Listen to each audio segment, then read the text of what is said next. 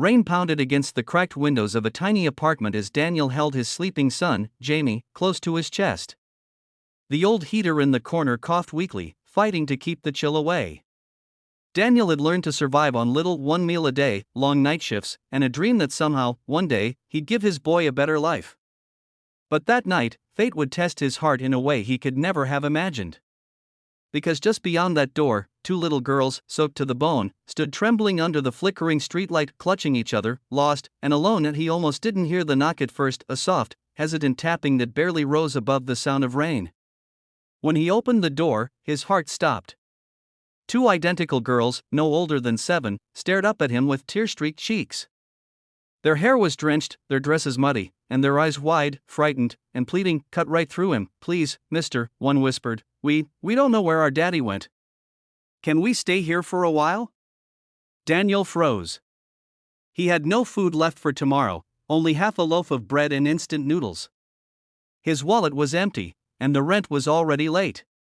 But as Jamie peeked from behind his leg, clutching his toy car, Daniel saw something in the twins' eyes, something he recognized all too well, the fear of being left behind. He knelt down, giving a small smile. "You can stay," he said softly. "Just for tonight." That night, while the storm raged outside, Daniel made the girls warm milk with the last bit of powder he had and wrapped them in old blankets. They told him their names, Lila and Lily, and how they had been traveling with their father before they got separated at a gas station hours away. Daniel didn't ask questions. He didn't need to know more. He just wanted them to feel safe. When the power went out, the kids huddled together near the candlelight. Daniel told them stories about superheroes and brave knights, the kind he used to tell Jamie's mom before she passed away 3 years ago. For the first time in months, laughter filled that small, broken apartment. In the quiet after they all fell asleep, Daniel sat awake, staring at their peaceful faces. A strange ache filled his chest, a mix of love and sorrow. He thought of the twins' father, somewhere out there, desperate to find them. He whispered a silent prayer that whoever that man was, he would find his daughters safe. Daniel didn't know that his prayer would reach someone far more powerful than he could imagine. By morning, the rain had stopped. The girls helped Jamie make breakfast, burnt toast and watery oatmeal, but they giggled through it all, their happiness contagious. When Daniel walked them to the nearby bus station, intending to call the local police, a black SUV screeched to a halt beside them. A tall man jumped out, panic in his eyes. "Lila! Lily!" he shouted, rushing forward. The girl screamed with joy, running into his arms. Daniel froze as he watched the man kneel, tears rolling down his face as he held them tight. The man looked like he belonged to another world, expensive clothes, polished shoes, and a presence that commanded attention. "Are you their father?" Daniel asked quietly. The man turned, his gaze softening as he nodded. "Yes. I am. I've been searching all night." His eyes flicked over Daniel's worn jacket, the tired lines on his face, the child holding his hand. "You took care of them?" Daniel shrugged. "Just did what anyone would do." But the man didn't agree. His eyes held gratitude that words couldn't capture. He reached into his coat, pulling out a thick envelope. "Please, take this. It's the least I can do."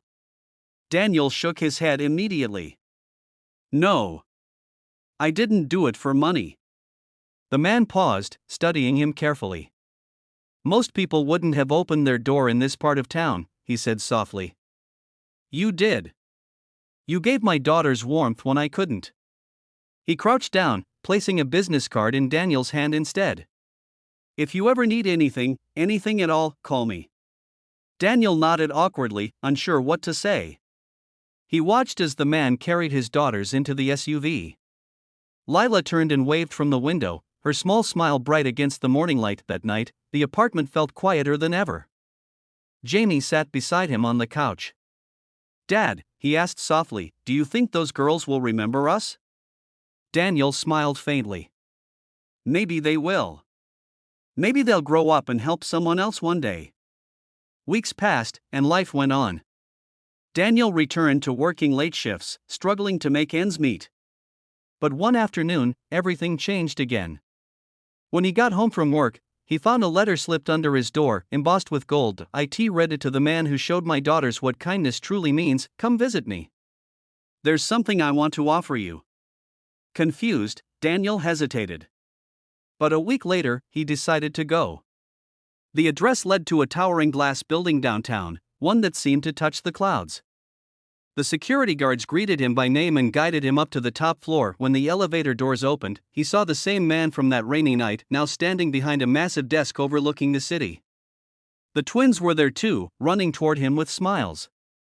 "Uncle Daniel," they squealed. He knelt and hugged them, his heart swelling as their father walked over, extending his hand. "My name is Richard Lawson," he said with quiet pride. "I own this company. And I've thought a lot about what you did that night." Daniel didn't know what to say. "You don't owe me anything, sir." Richard smiled. "That's the thing. I'm not paying you back, I'm offering you a future. I want you to work with me. I need a man I can trust. Someone with heart." Daniel blinked, stunned. "Work for you? I'm just a mechanic." Richard shook his head.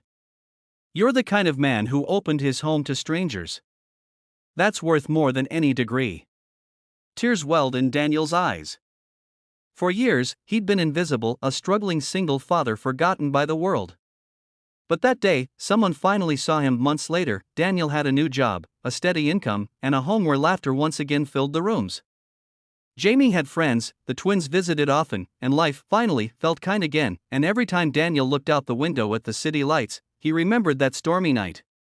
How a simple act of compassion had changed everything, because sometimes, you never know who's standing at your door, and sometimes, the smallest kindness can reach places money never could.